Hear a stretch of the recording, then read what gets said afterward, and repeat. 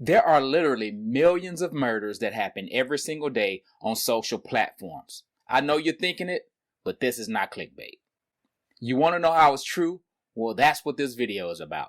Listen, friend, thank you so much for clicking on this video. My name is Sean, and if you want to get a deeper understanding of who God is and how to practically live your best life in this digital age, start right now by subscribing and turning on the notifications so you don't miss any of the content created here.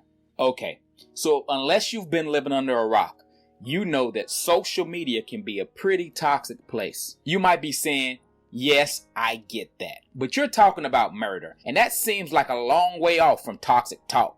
Well, not according to Jesus' teaching on anger. It's really just a short trip. They're not that far apart.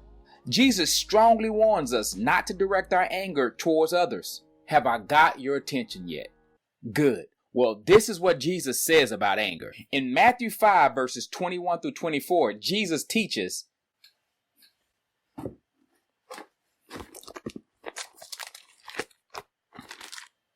"You have heard that your ancestors were told, 'You must not murder.' If you commit murder, you are subject to judgment. But I say, if you are even angry with someone, you are subject to judgment. If you call someone an idiot, you are in danger of being brought before the court. And if you curse someone, you are in danger of the fires of hell.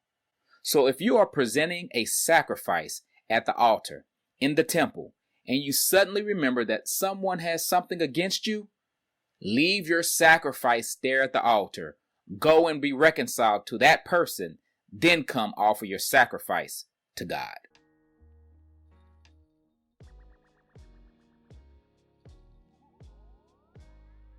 In this particular passage of scripture, Jesus is offering a deeper understanding of how God views our behaviors when our hearts are not right towards others.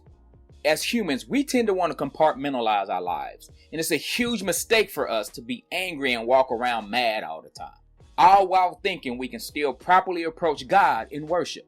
In verse 23 of the passage we just read, Jesus removes every excuse for allowing toxic relationships to remain. If you are worshiping God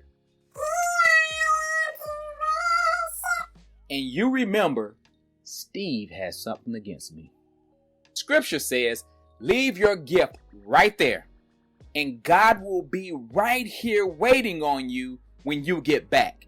The idea is for you to go and be reconciled with your brother or sister. God places a premium on us learning how to get along with one another. I know some of you are going to mine the scriptures to find some type of legal loophole so that you can hold on to your anger, because you can then continue to add to these toxic environments on your social platforms. But understand this, learning to control your anger is an important part of maturing spiritually. Look at your neighbor and say, grow up, grow up, grow up, grow up.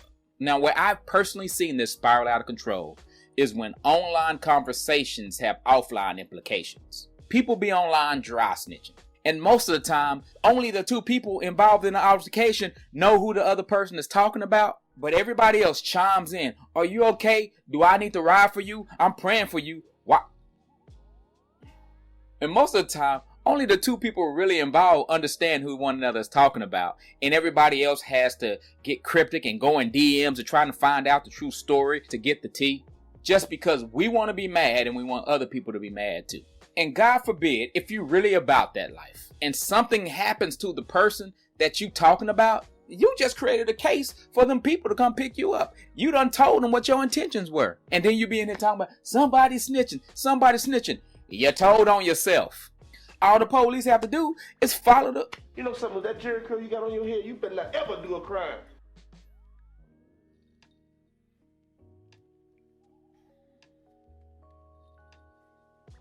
Alright, we moving on. We've been talking about sowing seed, and we do so with the realization that the seed that we're sowing has the potential to become the type of thing that it was sowed to become. That makes a whole lot of sense in my head. In other words, Don't sow seeds of anger and bitterness and expect some type of fruit to come from that other than the seed that you just sowed. Nobody plants a watermelon and expects squash. Why would you do that? Why would you? When the seed of anger is sown, it has great potential to turn into murder. We so often think wrongly that we can handle our anger by suppressing it or masking it. When anger is not properly dealt with, it morphs into sinful behavior, like hate, or in Jesus' teaching, murder. If we're being honest, some of us love to hang on to anger because it makes us feel better about our current situation. And the longer we allow it to stick around, the more it morphs. When turned inwardly, anger turns into self-hate and depression. When we use it and think about other people, it turns into bitterness and hate, and it hinders our ability to know God. Now, don't get me wrong. Social media is a wonderful innovation that has given us the ability to share information 24/7, almost instantaneously. But this also includes sharing anger and bad sentiments. And before you know it, your timeline is filled with hate speech, bashing, arguments, and from Jesus' perspective, murder. You might be asking, okay, I get it. Where do we go from here? Listen, if you are a follower of Christ, your primary goal in this life is to follow Jesus in order to become like him. Instead of holding on to our anger, we should allow Jesus' teaching to influence how we should deal with others. The seed of the gospel has been sown, and it's up to us to let it take root to transform us into people who reflect Christ whenever and wherever we are. That includes on your social media accounts. For those of you who aren't with me yet and you want to use the argument that Jesus turned over tables in the temple, when you are ready to show me that you created the entire universe, we'll give you a hall pass. Now listen, I'm not saying all of this like I've obtained or like I've arrived. But here's what I'm saying. As believers, we're called to be disciples and we're called to reflect Jesus. And so here's the challenge. Here's how I want us to be challenged this week. I want you to be intentional about showing love and compassion to others. I'm not just talking about online relationship. I'm being really specific in this challenge. I want you to do this in your offline relationships. Finding someone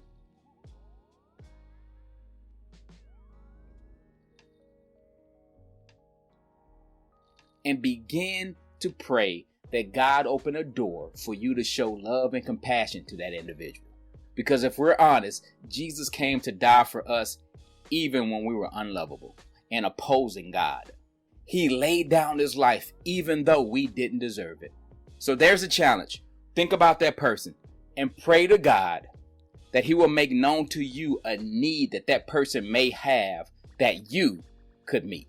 Finding ways to meet the needs of someone who possibly can never reciprocate is a genuine act of love. And I believe that as we learn to cultivate these offline relationships, we will begin to learn how to extend grace, love, and compassion online. Let's choose to do things Jesus' way over our own and stop the senseless murders that happen daily on our timelines. Comment down in the comment section below and let me know your thoughts on anger and if you want to take a deeper dive from the scripture into dealing with it. I hope you found something helpful in this video. If so, please like it, share it, and consider subscribing. And until next time, remember to know God, love others, and show it. Peace.